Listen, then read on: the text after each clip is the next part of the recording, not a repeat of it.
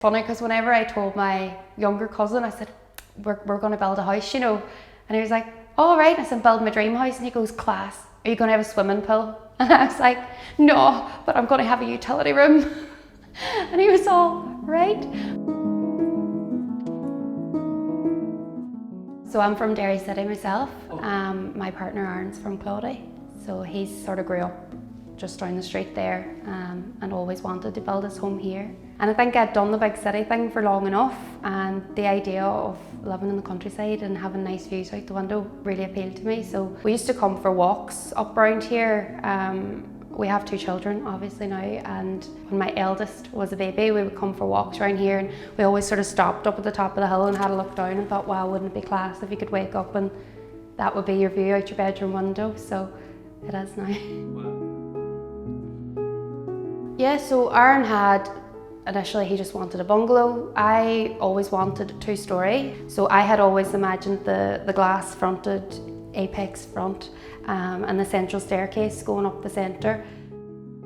Yeah, so we had looked at where the sun rises and where it sets, and also just sort of boxing it in your mind. If we put a window there, what are we going to be looking at? And trying to use the windows like picture frames. Well, we did the floor plans ourselves, and then the architect did all the elevations. So as much as we wanted full control over the layout and, you know, the floor plans and the spaces inside, it was good to get that opinion, and we did value the advice of the architect. Planning went well. We got it first time. So we got the outline plans first, obviously, and that was before we decided the layout. And then when we'd put in for our full plans, COVID came along, so we had to wait a few months longer than we expected to get the planning permission. But once we got the decision, it was positive and we were allowed to start building, so it's all good.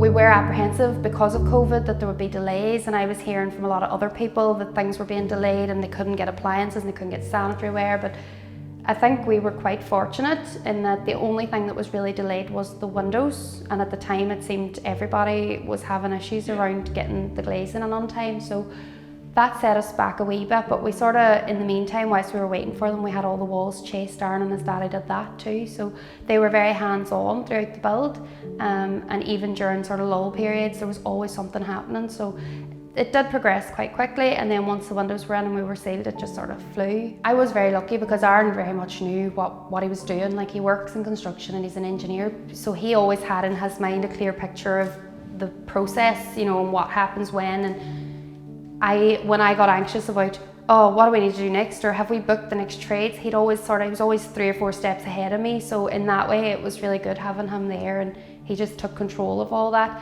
And every now and then he would say to me, right, you need to start looking at floors, or you need to start looking at doors, or you need to pick this, that and the other. So he kept me right. So when it came to the interiors then, I sort of prioritised certain things like the kitchen and the stairs.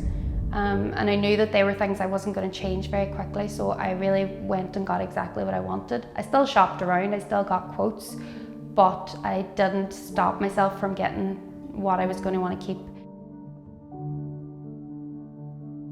We installed a beam central vacuum system, and it's brilliant, I really love it. So what it is a central vacuum unit that's concealed inside a cupboard in the utility room, and then we have 6 inlets throughout the house.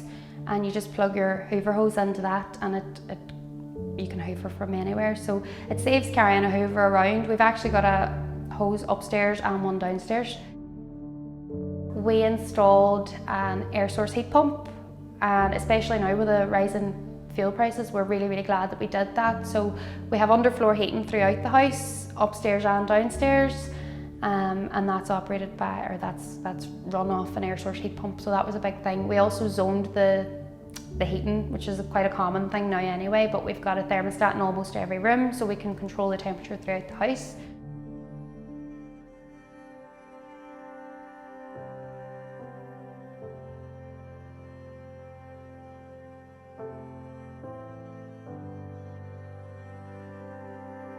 So I would advise anybody, especially if you're going the self-build route, to be very, very organised and write out a process map. And if you don't have the experience yourself, ask trades, ask people who've built, find out, yeah, what do I need to be doing now? Because you shouldn't really have time to sit and think.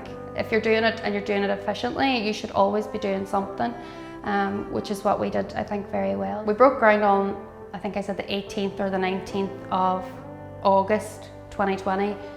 And Aaron all along kept saying, we'll be in within the year. It's going to be a 1-year build, and that was his plan, and he was to the letter, he was on track for that plan. And the day that we moved in, I was like, we did it, a year! And he was like, no, it was a year and a day. And like, he was actually disappointed that we didn't get, but I was like, that's amazing, you know.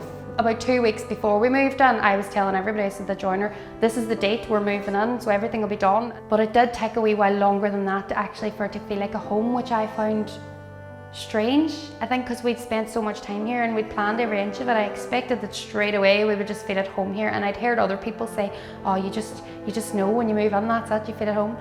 And I don't think we did. I think it took us a wee while because we had been so stressed for so long.